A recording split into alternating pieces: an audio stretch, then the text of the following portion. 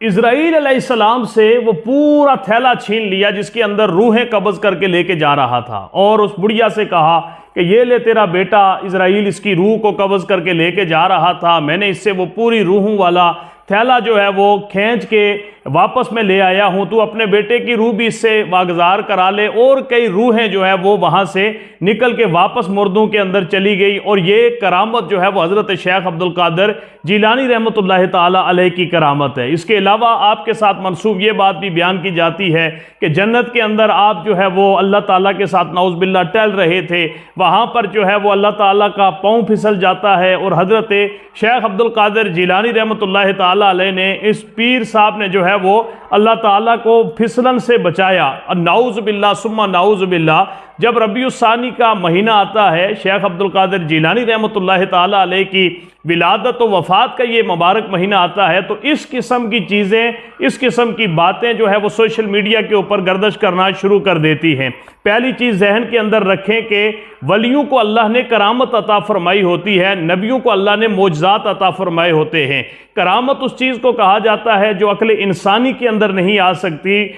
मोजज़ा भी उस चीज़ को कहा जाता है जिसे अक्ल इंसानी समझने से कासिर होता है। लेकिन अगर कोई खर्क़ आदत यानी ऐसी चीज़ जो अक्ल इंसानी के अंदर समा नहीं सकती, नबी के हाथ से वो वाक़या हो तो उसे मोजज़ा कहा जाता है। अगर किसी उम्मती वली के हाथ से जो है वो वाक़या हो तो उसे करामत कहा जाता है। वलियों की करामतें बरहक हैं। कुरान हकीम के अंदर मुतअद्दिद ऐसे औलिया का जिक्र मिलता है। हज़रत आसिफ बिन बरखिया का जिक्र मिलता है। हज़रत जो है वो मरियम अलैहिस्सलाम जो अल्लाह की वलिया हैं, उनके हवाले से मिलता है कि आपने खजूर के तने को झंझाड़ो तो अल्लाह ने जो है वो तर खजूरें आपको अता फरमाई। इसी तरह सहाबे काफ जो अल्लाह के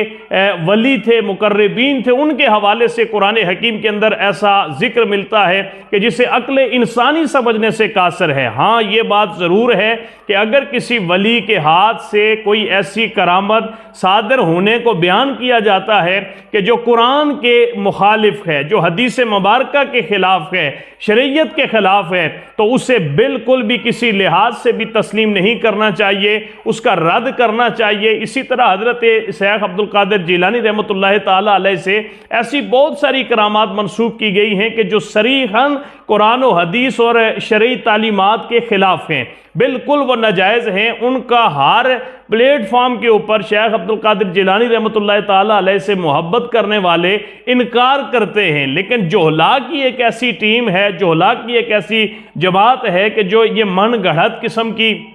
बातें जो है वो आपसे मंसूब भी कर रही होती है, उन्हें बयान भी कर रही होती है। क्या हुजूर नबी करीम सल्लल्लाहु अलैहि वसल्लम की ज़ात के साथ झूठी अहदीस को जो है वो